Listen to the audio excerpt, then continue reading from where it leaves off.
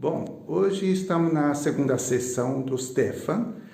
Vou pedir para ele falar porque veio para fazer a acupuntura e como que foi essa experiência que ele teve até agora. Por favor. Olá, tudo bem? Eu fiz a primeira sessão porque eu estava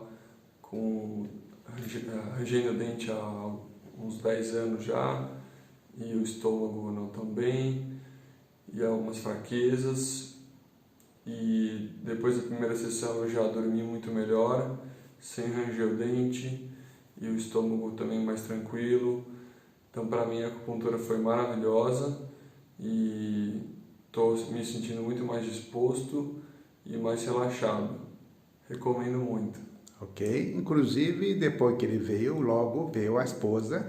Então, logo a gente vai ter o depoimento da esposa também, tá? Então, é muito importante, pessoal, que venha consciente, tá? Se você quer realmente busca uma solução, a postura é essa, tá? Você faz e comprova, faz o depoimento, você vai entender como o nosso trabalho, a gente leva isso a sério. Minha Okay? mulher já melhorou muito também, já está 100%. Ótimo.